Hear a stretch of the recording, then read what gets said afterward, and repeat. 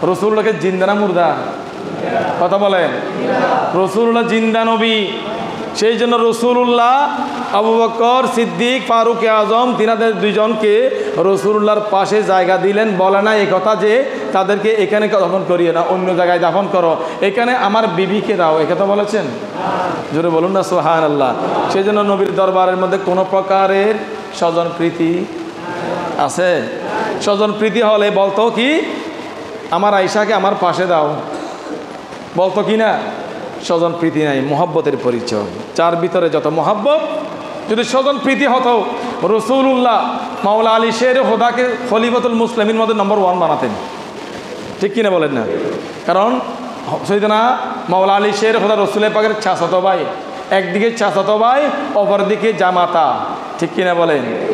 রসুল্লাহ স্বজন প্রীতি করে নাই। রসুল্লাহ স্বজন প্রীতির বীজ যেটা উঠেছিল সেটাকে দফন করে দিয়েছেন, সিদ্দিকে আকবরকে নম্বর 1 খলিফা বানিয়ে। সুবহানাল্লাহ বলেন। সারা পৃথিবীর সকল কাফের মুনাফিকদের জবান বন্ধ করে দিয়েছেন, সকলের জবান বন্ধ করে দিয়েছেন রসুল্লাহর বিরুদ্ধে কথা বলা থেকে। যে ফারুক আজম, সৈয়দনা সিদ্দিকে আকবর, ফারুক আজম, ওসমানের জুন্নুরাইন, এই তিনজনকে যদি বাদ দিয়ে মাওলা আলীকে নম্বর 1-এ আনতেন, সকলে বলতো যে মাওলা আলী শের হোদা তিনার জামাতা হিসেবে, তিনার চাচাতো ভাই হিসেবে তিনাকে নম্বর 1 খলিফা বানিয়েছেন, একথা বলতো কিনা? রসুল্লাহ স্বজন প্রীতিকে পৃথিবীর জমিন থেকে দফন করে দিয়ে সিদ্দিকে আকবরকে নম্বর 1 বানিয়েছেন। জোরে বলুন সুবহানাল্লাহ।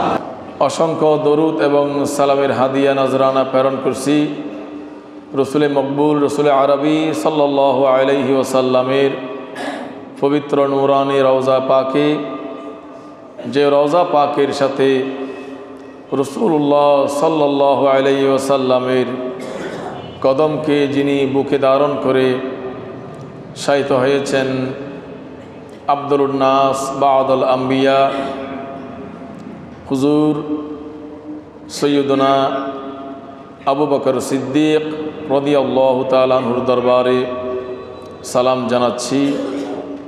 মহান রব্বুল আলামিন পবিত্র জুমার নামাজ এবং জুমার বয়ান থেকে যাহা কিছু আমরা জানব, শিখব, জুমার বয়ানের আগে, জুমার বয়ানের পরে, জুমার নামাজের পরে যত আমল আমরা করেছি, করব, সমস্ত আমলগুলো সিদ্দিক আকবরের সিদ্দিকের উসিলায় আল্লাহ পাক কবুল এবং মঞ্জুর করুক, সকলে বলি আমিন।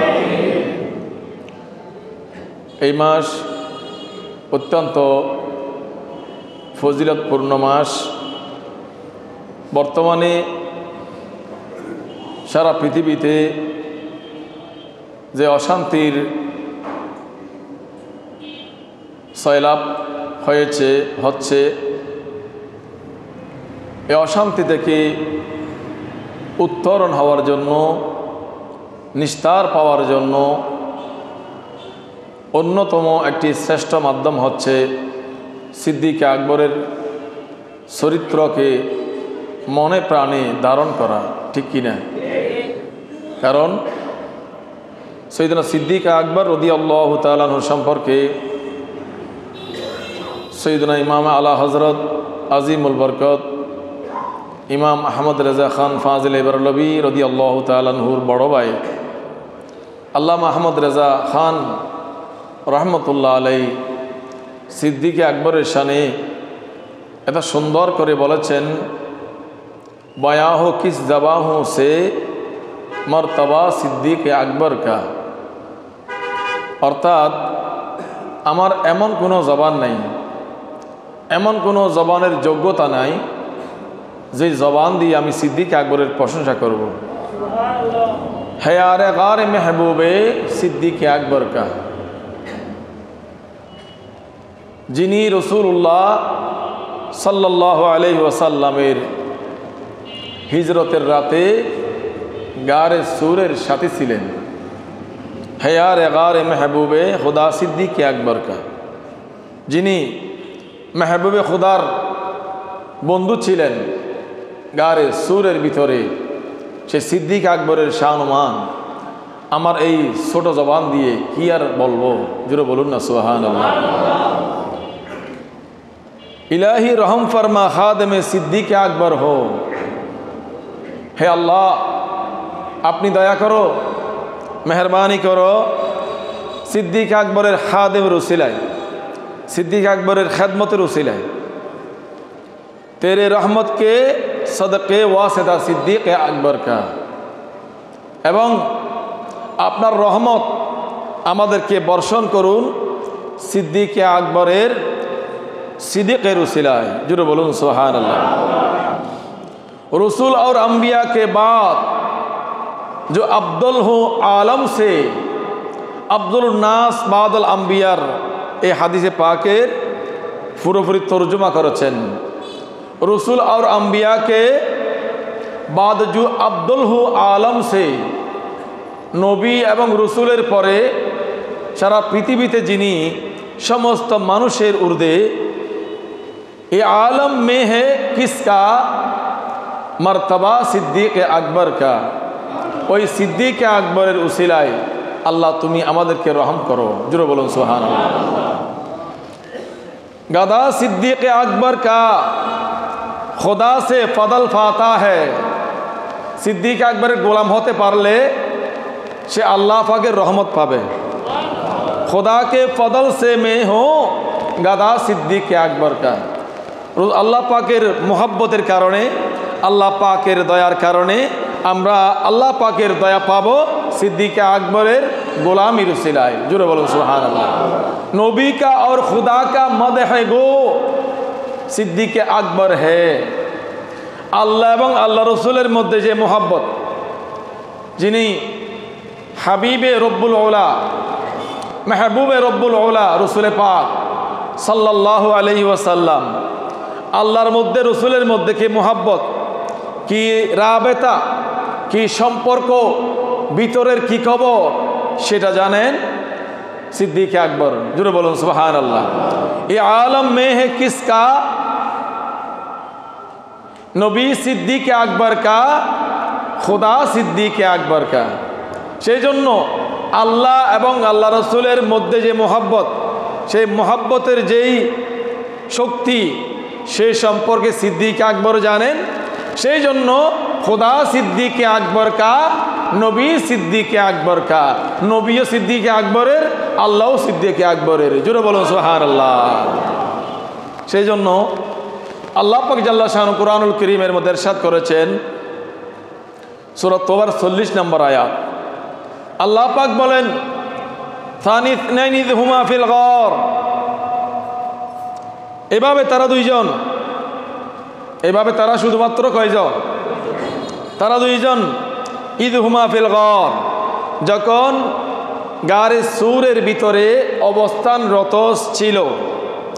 ইয ইয়াকুলু লিসাহিবিহি, আল্লাহ পাক বলেন তারা দুইজন থেকে, যিনি রাসূলুল্লাহর সাহাবী, যিনি রাসূলুল্লাহর বন্ধু, যিনি রাসূলুল্লাহর সাথী, ইয ইয়াকুলু লিসাহিবিহি, এই আয়াত দ্বারা প্রমাণ হয়ে গেল, এই আয়াত দ্বারা প্রতীয়মান হলো সৈয়দনা সিদ্দীক আকবর রসুল আরবের সাহাবী। আর জোরে বলুন সুবহানাল্লাহ। অন্য সাহাবীদেরকে অস্বীকার করলে সেই হবে মুনাফিক, কিন্তু সিদ্দীক আকবরকে অস্বীকার করলে সে হবে কাফের। কারণ সিদ্দীক আকবর যে সাহাবী সেটা কোরআন দ্বারা সাবিত। কোরআনকে অস্বীকার করা কাফের, হাদিসকে অস্বীকার করা মুনাফিক বা জিন্দিক, ঈমান থেকে খারিজ হয়ে যাবে। আল্লাহ পাক বলেন ইয ইয়াকুলু লিসাহিবিহি, যখন রাসূলুল্লাহর সাহাবী, রাসূলুল্লাহর বন্ধু বলে উঠল যে আমরা তো অসহায়, আমরা কি করব ইয়া রাসূলুল্লাহ। গারে সূরের মুখের মধ্যে কাফেররা অলরেডি প্রস্তুত আমাদেরকে ধরার জন্য।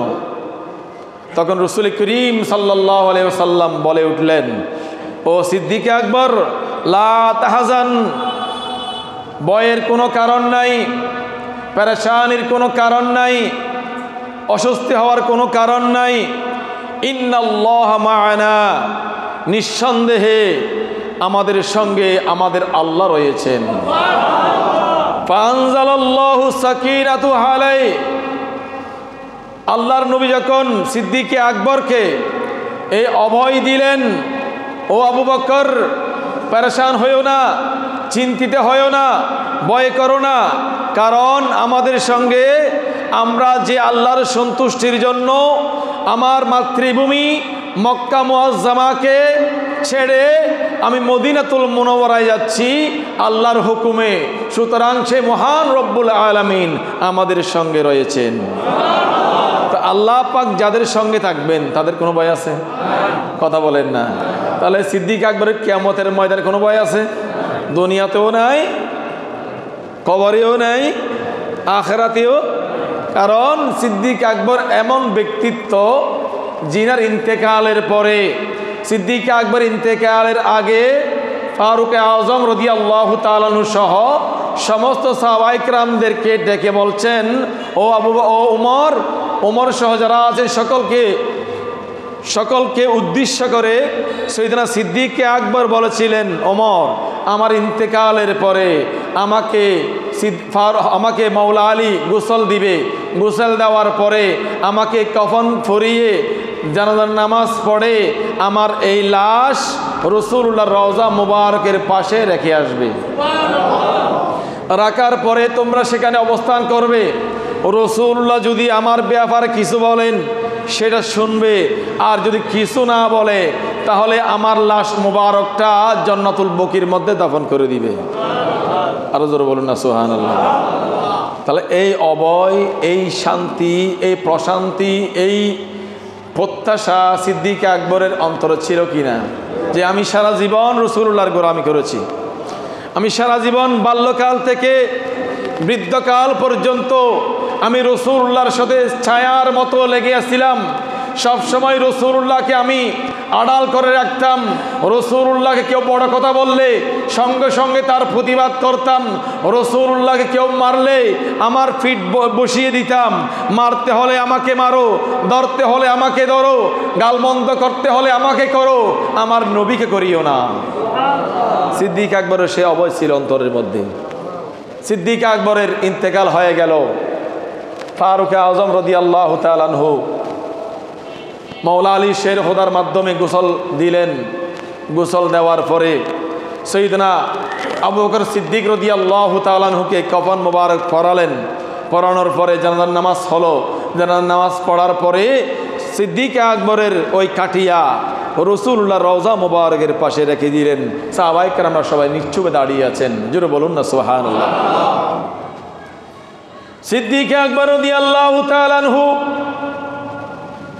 সিদ্দিক আকবর রাদিয়াল্লাহু তাআলা আনহুর লাশ মুবারক যখন রাসূলুল্লাহ রওজা মুবারকের পাশে রেখে দেওয়া হলো কাটিয়া সহ, রওজা মুবারক থেকে রাসূলুল্লাহ সাল্লাল্লাহু আলাইহি ওয়াসাল্লাম ডাক দিলেন, ও আমার সাহাবায়ে কেরামরা শোনো, আমার আবু বকর তিনি সারা জীবন আমার সঙ্গে ছিলেন, আমাকে মোহাব্বত করতেন, আমাকে আমার শরীর মুবারকের উপরে ডাল হিসেবে ছিলেন, আমার মাথার উপরে ছায়ার মতো ছিলেন।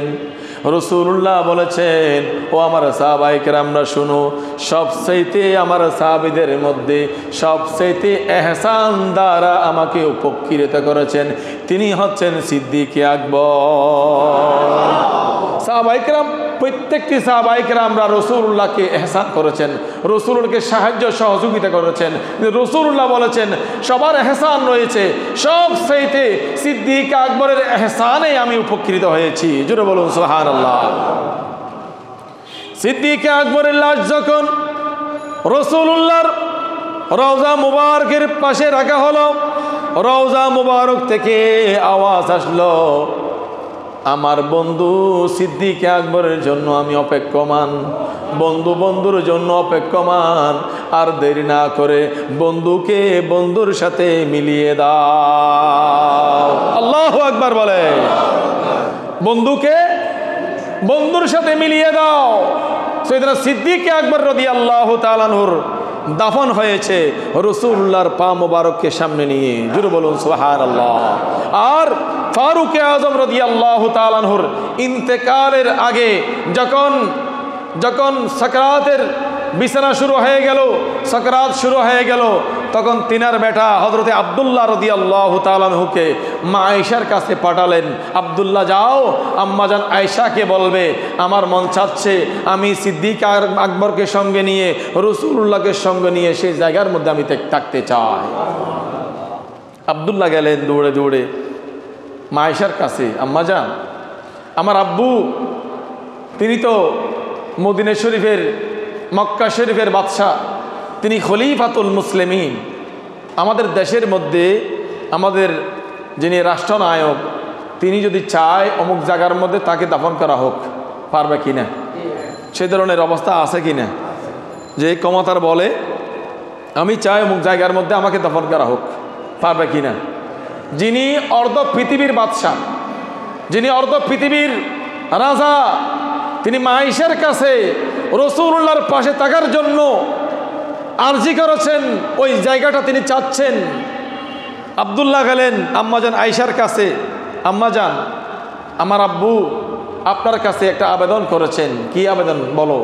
আম্মাজান আমার আব্বু বলেছেন যেই পবিত্র হুজরায়ে পাকের মধ্যে আপনার রসুলে পাকের পাশে সিদ্দিকে আকবর ওনার পাশে যে জায়গাটা আছে সেই জায়গার মধ্যে আমার আব্বাজান দফন হতে চায়, আপনি কি বলেন? জোরে বলুন না সুবহানাল্লাহ। আম্মাজান আয়েশা রাদিয়াল্লাহু তাআলা আনহা তিনার জন্য এই জায়গা নির্ধারিত ছিল, তিনার প্রত্যাশা ছিল আব্বাজানের পাশে তিনাকে দাফন করা হবে। তখন এই কথাটা তিনি চোখের পানি ছেড়ে দিলেন আম্মাজান আয়েশা। আম্মাজান আয়েশা বললেন, বাবারে এই জায়গা তো আমি আমার জন্য সিলেক্টেড করেছিলাম, এখন তোমার বাবা যখন এই জায়গার মধ্যে যেতে যাচ্ছেন, দফন হতে যাচ্ছেন, আমার কোনো অসুবিধা নেই, তোমার বাবাকে সেইখানে দফন করো। জোরে বলুন না সুবহানাল্লাহ। কত উদার মনের মানুষ ছিলেন, কত উদার মনের মানুষ ছিলেন আমাদের আম্মাজান। বর্তমানে আমাদের আম্মাজান এই ধরনের আছে? এই ধরনের ধ্যান ধারণা, এই ধরনের মন মানসিকতা আছে? কথা বলেন না। আমাদের আম্মাজান আয়েশা যেই রূপরেখা দিয়েছেন মুসলিম মিল্লাতের জন্য, আমাদের আম্মাজান খদিজাতুল কুবরা তাহেরা যে রূপরেখা আমাদের জন্য দিয়েছেন, মা বোনদের জন্য দিয়েছেন, সেই রূপরেখার মধ্যে কি আমাদের মা বোনরা আছেন? কথা বলেন না। স্বামী যদি মসজিদের মধ্যে দান করতে চায় 10,000 টাকা, ওয়াইফ বলে, বিবি বলে 5,000 টাকা দাও, 5,000 টাকা থেকে দাও, আসে না নেই? সেখান থেকে পাশ কেটে ফেলে, বাক বসিয়ে ফেলে, ঠিক কিনা বলেন না? আম্মাজান খদিজা বলেন, ইয়া রাসূলুল্লাহ ইসলামের জন্য আমার যত সম্পদ, সমস্ত সম্পদকে এক জর্রা পরিমাণও আমি রাখবো না, সমস্ত সম্পদ আপনার কদমের মধ্যে দান করে দিলাম। আরো জোরে বলুন না সুবহানাল্লাহ। তখন সিদ্দিক আকবর রাদিয়াল্লাহু তাআলা সম্পর্কে রাসূলুল্লাহ রওজা মুবারক থেকে ডাক দিলেন, বন্ধুকে বন্ধুর পাশে মিলিত করে দাও, বন্ধু বন্ধুর জন্য অধীর আগ্রহে অপেক্ষমান। জোরে বলুন সুবহানাল্লাহ। সিদ্দিক আকবর কেমন কবুল, তিনি দুনিয়াতেও কবুল, ইন্তেকালের পরেও রওজা মুবারকে কবুল হিসেবে রাসূলুল্লাহর পাশে আছে। এবং রাসূলুল্লাহ বলেছেন কিয়ামত যখন শুরু হয়ে যাবে, কিয়ামত যখন শুরু হয়ে যাবে তখন আমি রাসূলুল্লাহ সাল্লাল্লাহু আলাইহি ওয়াসাল্লাম সর্বপ্রথম রওজা মুবারক থেকে উঠব, আমার ডান পাশে থাকবেন আমার আবু বকর, আমার বাম পাশে থাকবেন আমার ওমর। দুই উজিরকে দুই পাশে নিয়ে আমি রওজা মুবারক থেকে উঠব। জোরে বলুন সুবহানাল্লাহ। রাসূলুল্লাহ বলেছেন আবু বকর ওমর উজিরাইনে, তারা দুইজন হচ্ছে আমি রাসূলুল্লাহর উজির। জোরে বলুন সুবহানাল্লাহ। তৎকালীন সময় মুঘল সম্রাট, মুঘল আমলে এর আগে এর পরে যত বাদশা ছিলেন, রাষ্ট্র সম্রাট ছিলেন, সবার উজির ছিল, প্রাইভেট সেক্রেটারি, প্রাইভেট ফ্রেশ সচিব, প্রাইভেট সেক্রেটারি ছিল। তো রাসূলুল্লাহ সাল্লাল্লাহু আলাইহি ওয়াসাল্লামের প্রাইভেট সেক্রেটারি হচ্ছে সিদ্দিক আকবর এবং ফারুক আজম। জোরে বলুন সুবহানাল্লাহ। আর এই দুইজনকে মরদুদ শিয়ারা গালি দেয়। জোরে বলুন না নাউজুবিল্লাহ। রাসূলে পাক বলেছেন যার অন্তরে ঈমান আছে সে কখনো আবু বকর ওমরকে গালি দিতে পারে না। অর্থাৎ ইমানদার যারা তারা গালি দিবে না, যারা বেঈমান তারা আবু বকর সিদ্দিক এবং ওমরকে গালি দিবে। জোরে বলুন নাউজুবিল্লাহ। তাহলে নিঃসন্দেহে শিয়ারা ইমানদার, কথা বলে না? শিয়ারা ইমানদার, ভিতরে ঈমান থাকলে ইমান থাকার কারণে তারা আবু বকর সিদ্দিককে মোহাব্বত করবে, ফারুকে আজমকে মোহাব্বত করবে, ওসমানে জুন নূরাইনকে মোহাব্বত করবে, মাওলা আলী শের হোদাকে মোহাব্বত করবে। সেই জন্য রাসূলুল্লাহ বলেছেন যাদের ভিতরে ঈমান আছে তারা আবু বকর এবং উমরকে মোহাব্বত করবে। জুড়ে বলুন সুবহানাল্লাহ। কারণ রাসূলুল্লাহ জানতেন শিয়ারা আমি রাসূলুল্লাহ ইন্তেকালের পরে কিয়ামত পর্যন্ত দুনিয়াতে থাকবে, তারা আমার আবু বকরকে গালি দিবে, ওমরকে গালি দিবে। সেই জন্য রাসূলুল্লাহ ঈমানদার এবং মুনাফিকের মধ্যে দেওয়াল সৃষ্টি করে দিলেন, আলাদা করলেন, ডিভাইড করলেন। ঈমানদার তাদেরকে বলা হয় যারা আবু বকর সিদ্দিককে মোহাব্বত করবে, ফারুক আজমকে মোহাব্বত করবে। আর বেঈমান তাদেরকে বলা হয় যারা আবু বকর সিদ্দিককে গালি দিবে, যারা ফারুক আজমকে গালি দিবে। জোরে বলুন নাউজুবিল্লাহ। সুতরাং আমরা ক্লিয়ার হয়ে গেলাম, যারা ঈমানদার কখনো তারা আবু বকর সিদ্দিক এবং ফারুক আজম রাদিয়াল্লাহু তাআলা আনহুমাকে কখনো গালি দিবে না। আল্লাহ পাক আমাদের সকলকে আহলে সুন্নাত ওয়াল জামাতের উপরে ইস্তেকামত থাকার তৌফিক দান করুন। বর্তমানে সিরিয়ার স্বৈরাচারী শাসক বাশার আল আসাদ, তিনি ছিল ইরানের মদতপুষ্ট রাজা, তিনি ছিল শিয়া। সেই শিয়াকে রাষ্ট্র থেকে বিতাড়িত করে এই শিয়াদের কি কুচক্রি, তাদের কি মনোভাব সেটা প্রমাণ হয়ে গেল যখন বাশার আল আসাদ পালিয়ে যাওয়ার পরে খতিয়ে দেখলেন জেলখানার মধ্যে, ওই জেলখানায় হাজার হাজার নারীদেরকে তারা দর্শন করে, সেই জেলখানার মধ্যে তাদের সন্তান এখনো দুনিয়াতে আছে। জোরে বলুন নাউজুবিল্লাহ। কত বড় হারামি, কত বড় নিকৃষ্ট ওই শিয়ারা। জেলখানার মধ্যে নারীদেরকে দর্শন করা হয়েছে, অবৈধ সন্তান জন্ম দিয়েছে জেলখানার মধ্যে, হাজার হাজার লাখ লাখ মানুষদেরকে নির্বিচারে হত্যা করা হয়েছে এই বাশার আল আসাদ। জোরে বলুন নাউজুবিল্লাহ। সেই জন্য পৃথিবীতে প্রত্যেক কিছুর শুরু যেমনি আছে, আবার প্রত্যেক কিছুর শেষও আছে না নাই। সেই জন্য বলা হচ্ছে শেষ বেলা যার সব বেলা তার। বাশার আল আসাদ প্রায় 57 বছর ধরে তার বাবা এবং সে নিজে 57 বছর ধরে ওই সিরিয়ার মসনদ দখল করেছেন। ওই মসনদ দখল করার পরে তারা এমনভাবে স্টিম রোলার চালু করেছিলেন, তারা মানুষদেরকে নির্বিচারে হত্যা করেছেন। বিশেষ করে যারা আহলে সুন্নাত ওয়াল জামাতের অনুসারী তাদেরকে হত্যা করা হয়েছে। জুড়ে বলুন নাউজুবিল্লাহ। আল্লাহ পাক জাল্লা শানহু তাদেরকে এমন মার দিলেন রাষ্ট্রের মধ্যেও থাকতে পারে নাই, ফালাতে বাধ্য হয়েছে ইনশাআল্লাহ অদূর ভবিষ্যতে। ওই বর্তমানে যাদেরকে বিদ্রোহী বলা হচ্ছে তাদের যিনি লিডার, তার নাম হচ্ছে আবু মোহাম্মদ আবু মোহাম্মদ আল জুলানি। তিনের ইতিহাস আমি দেখলাম, তিনি প্রথমে তিনার বাড়ি হচ্ছে সৌদি আরবে, সেখান থেকে বাবা এবং মায়ের সঙ্গে আসলো সিরিয়ায় এসে তিনার অন্তরের মধ্যে সিরিয়ার যেই কার্যক্রম, যেই অমানবিক কার্যক্রম, তার অন্তরের মধ্যে খুবই তিনি ব্যথিত হয়েছেন। তিনার অন্তরের মধ্যে যুদ্ধের প্রতি, বিদ্রোহের প্রতি তিনি আসক্ত হয়েছেন। তিনি যোগ দিলেন আল কায়দার সাথে যোগ দিলেন। এরপরে তিনি এমনভাবে নিজেকে সক্রিয় করে তুললেন, সশস্ত্র বাহিনীর লিডার হয়ে তিনি একটা দল বানালেন। ওই দলের মাধ্যমে আস্তে আস্তে সিরিয়ার বিভিন্ন জায়গা দখলে নিচ্ছেন সুন্নিদের আন্ডারে।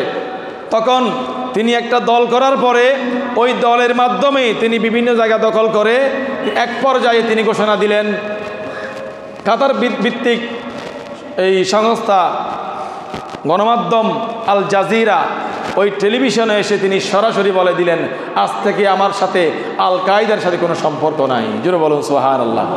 একজন মানুষ প্রকৌশলী, তীক্ষ্ণ মেধার অধিকারী, তিনি কৌশল কাটিয়ে তিনি জানেন যদি আমি আল কায়দা না হই, একদিকে আমেরিকা আমাকে মারবে, আরেকদিকে আমাকে আমার দলের মানুষরা মারবে।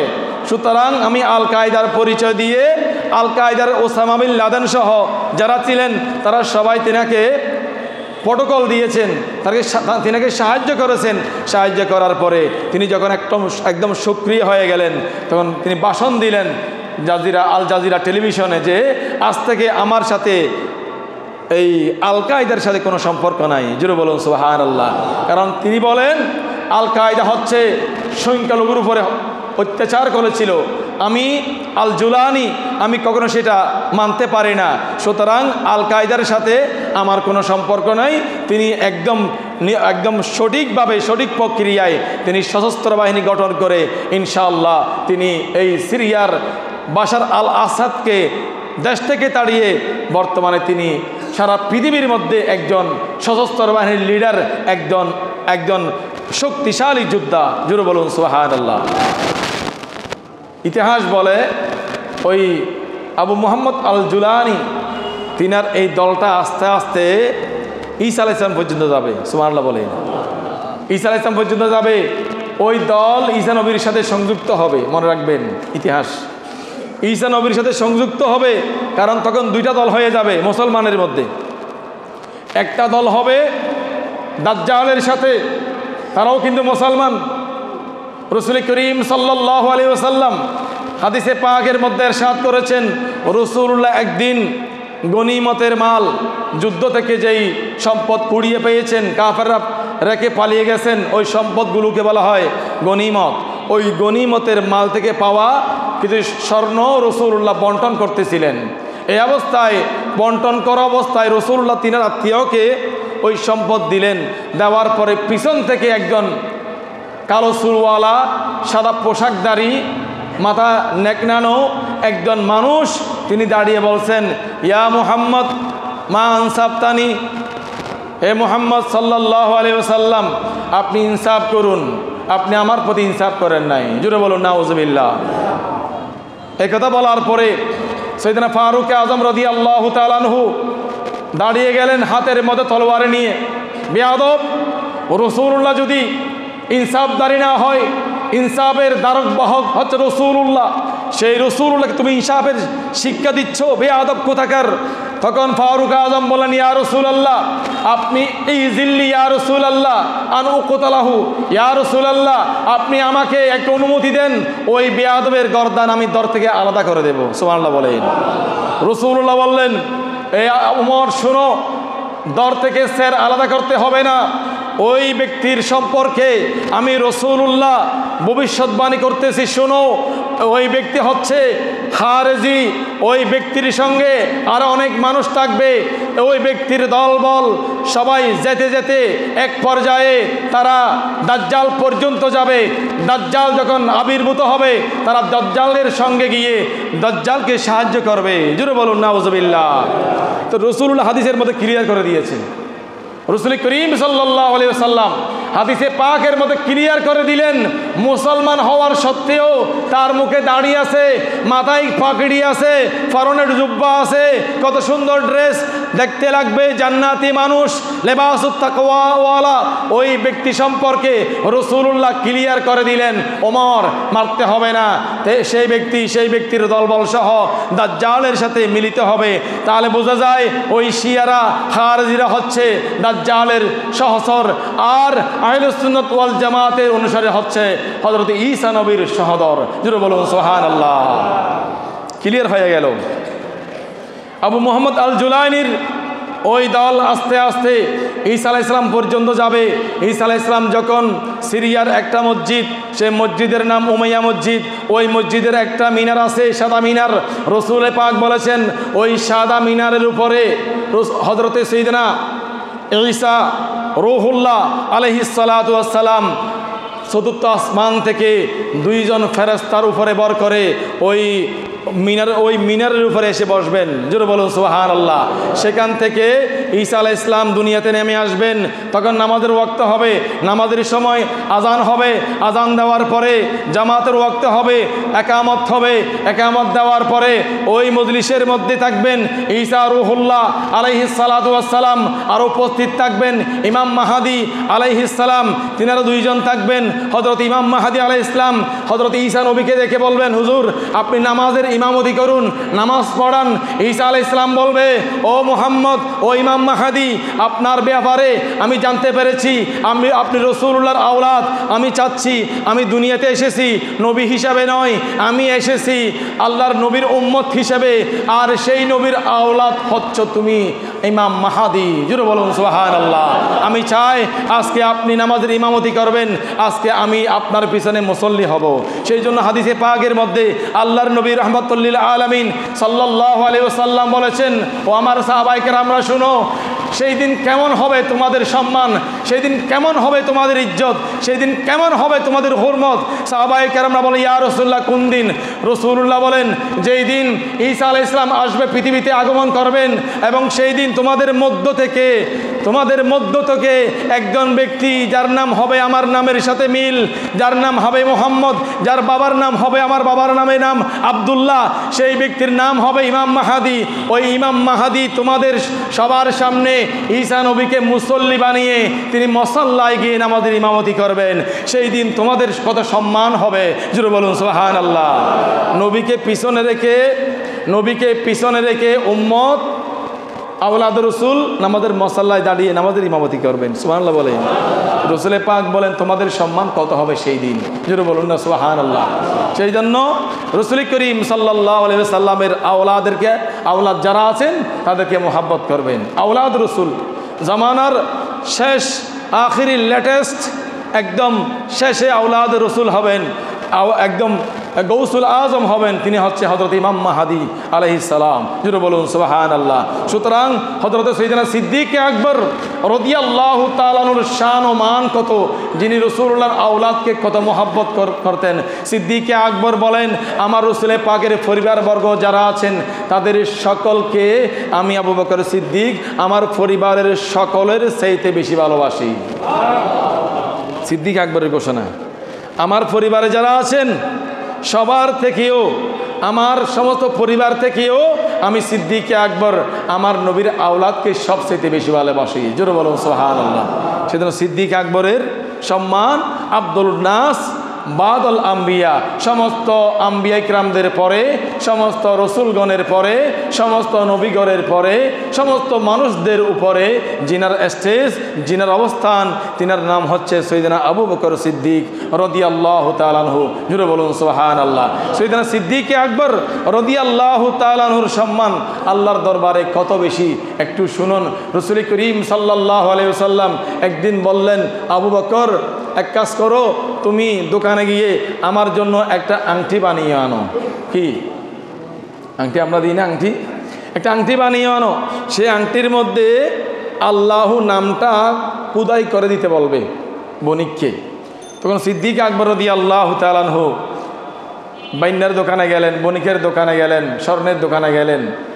যাওয়ার পরে বণিক যিনি আছেন তিনাকে বলছেন, ভাই, রাসূলুল্লাহর জন্য একটা আংটি বানিয়ে দাও, সেখানে আল্লাহ নামটি খোদাই করে দিও। সুবহানাল্লাহ বলবেন না? সৈয়দনা সিদ্দিক আকবর রাদিয়াল্লাহু তাআলা আনহু ভাবলেন মনে মনে, আল্লাহ তো কোনো জায়গার মধ্যে আল্লাহর সাথে রসুল্লাহকে বাদ দেয় নাই। যেখানে আল্লাহ সেখানে রসুল্লাহ। লা ইলাহা ইল্লাল্লাহু মুহাম্মাদুর রাসূলুল্লাহ সাল্লাল্লাহু আলাইহি ওয়াসাল্লাম। প্রত্যেক জায়গার মধ্যে, আজানের মধ্যে আল্লাহর সাথে নবীর নাম, কলমার মধ্যে আল্লাহর সাথে নবীর নাম, নামাজের ভিতরে আল্লাহর সাথে নবীর নাম, যেখানে যায় সেখানে আল্লাহ এবং রসুল, আল্লাহ এবং রসুল, সবখানে আল্লাহ রসুলকে রেখেছেন। আমার মন চাচ্ছে এই আংটির মধ্যেও আল্লাহর সাথে আমার নবীর নামটাও সম্পৃক্ত করলে আমার মন শান্তি হবে। আর একটু জোরে বলবেন না সুবহানাল্লাহ? এই বলার পরে, এই ধারণা অন্তরে আসার পরে সিদ্দিক আকবর রাদিয়াল্লাহু তাআলা আনহু বণিককে বললেন, ভাই, আল্লাহর সাথে আমার নবীর নামটাও খোদাই করে দিও। এখন এক পাশে আল্লাহ, এক পাশে রাসূলুল্লাহ, উপরে আল্লাহ, নিচে মুহাম্মদ রাসূলুল্লাহ। লিখার পরে সিদ্দিক আকবর আংটি এনে রাসূলুল্লাহর দরবারে দিলেন। ইয়া রাসূলুল্লাহ, ধরেন। রাসূল করিম সাল্লাল্লাহু আলাইহি ওয়াসাল্লাম আংটি দেখলেন। আংটির মধ্যে তিনি একটু ভালো করে দেখলেন, দেখতে পাচ্ছেন আল্লাহ, মুহাম্মদ, আবু বকর সিদ্দিক। একটু জোরে বলেন না? আর একটু জোরে বলেন। আবু বকর সিদ্দিক আকবর লিখতে বলেছেন? কথা বলেন না। আবু বকরের নাম কি সিদ্দিক আকবর লিখতে বলেছেন? লিখছেন কে? সঙ্গে সঙ্গে এই কথা জিজ্ঞাসা করবেন কাকে? আবু বকরকে জিজ্ঞাসা করবেন, আবু বকর তোমাকে বলছিলাম আমি আল্লাহর নাম দেওয়ার জন্য, খোদাই করে দেওয়ার জন্য, আর তুমি সেখানে আমার নাম দিলা, আবার তোমার নামও দিলা। এই কথা জবান থেকে বের হওয়ার সঙ্গে সঙ্গে সৈয়দনা জিবরাইল আমিন আলাইহিস সালাম উপস্থিত। সুবহানাল্লাহ বলুন। ইয়া রাসূলুল্লাহ সাল্লাল্লাহু আলাইহি আলাইকা সাইয়্যিদি, ইয়া রাসূলুল্লাহ ইন্নাল্লাহা ইয়াকরাউকা সালাম, আল্লাহ পাক আপনাকে সালাম দিয়েছেন। ইয়া রাসূলুল্লাহ। সিদ্দিক আকবর রাদিয়াল্লাহু তাআলা আনহু তিনি যখন বণিকের দোকানে গেলেন, তিনি মনে মনে ভাবলেন সবখানে আল্লাহর সাথে নবী, তিনিও এখানে আল্লাহর নাম থেকে নবীর নামটা জুদা হোক সেটা চায় না। সেই জন্য বণিককে বলেছেন, ও বণিক আপনি আল্লাহর সঙ্গে রসুল্লাহর নামটা একটু লিখে দিও, খোদাই করে দিও। তো আল্লাহ পাক জাল্লা শানুহু আমাকে ডাক দিলেন। কাকে? জিবরাইলকে। ও জিবরাইল তাড়াতাড়ি যাও, আমার নবী যে আংটি হাতের মধ্যে নিয়েছেন ওই আংটির মধ্যে যেই আবু বকর আমার থেকে আমার হাবিবকে জুদা করতে চায় নাই, সেই জন্য সম্পৃক্ত করেছেন, আমি আল্লাহ চাই ও রসুল থেকে আবু বকরকেও জুদা করতে চায় না, সেই জন্য আমি তোমাকে বলছি তাড়াতাড়ি করে আমার আবু বকরের নামটাও নবীর সাথে লাগিয়ে দাও। আল্লাহু আকবার বলে। সিদ্দিক আকবরের ভালোবাসা ছিল বিনা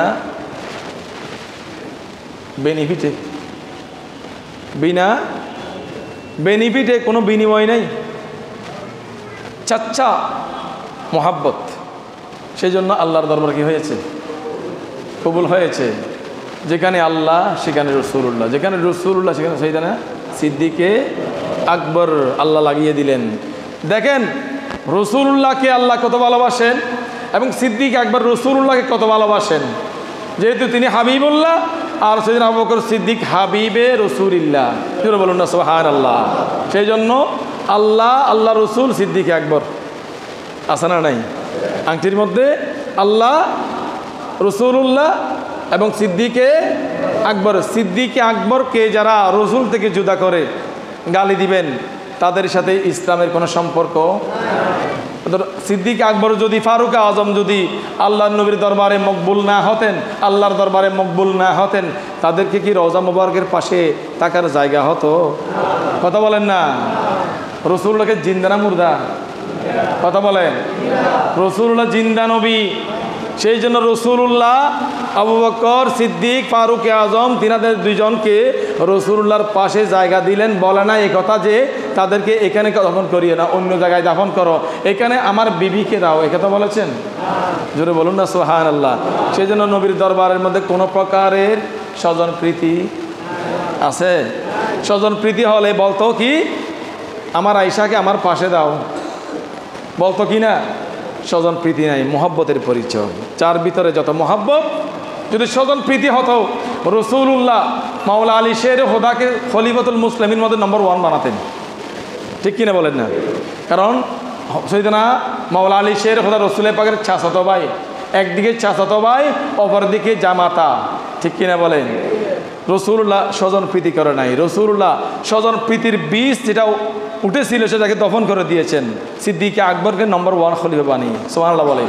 সারা পৃথিবীর সকল কাফের মুনাফিকদের জবান বন্ধ করে দিয়েছেন, সকলের জবান বন্ধ করে দিয়েছেন রসুল্লাহর বিরুদ্ধে কথা বলা থেকে। যে ফারুক আজম সৈয়দনা সিদ্দিক আকবর, ফারুক আজম, ওসমানের জুন্নুরাইন, এই তিনজনকে যদি বাদ দিয়ে মাওলা আলীকে নম্বর 1-এ আনতেন, সকলে বলতো যে তিনি আবু বকর, তিনি মাওলা আলী শের হোদা, তিনার জামাতা হিসেবে, তিনার চাচাতো ভাই হিসেবে তিনাকে নম্বর 1 খলিফা বানিয়েছেন। একথা বলতো কিনা? রসুল্লাহ স্বজন প্রীতিকে পৃথিবীর জমিন থেকে দফন করে দিয়ে সিদ্দিক আকবরকে নম্বর 1 বানিয়েছেন। জোরে বলুন সুবহানাল্লাহ। আল্লাহ পাক জাল্লা শানহু আমাদের সকলকে সিদ্দিক আকবরের মোহাব্বত অন্তরে ধারণ করার, ফারুক আজমের মোহাব্বত অন্তরে ধারণ করার, ওসমানের জুন্নুরাইনের মোহাব্বত অন্তরে ধারণ করার, মাওলা আলী শের হুদার মোহাব্বত, হাসনাইনের করিমাইনের মোহাব্বত আলাইহিমুর রিদওয়ান, তিনাদের সকলের মোহাব্বত আমাদের অন্তরে ধারণ করার আল্লাহ পাক আমাদেরকে তৌফিক এনায়েত করুন। আমিন। আসসালামু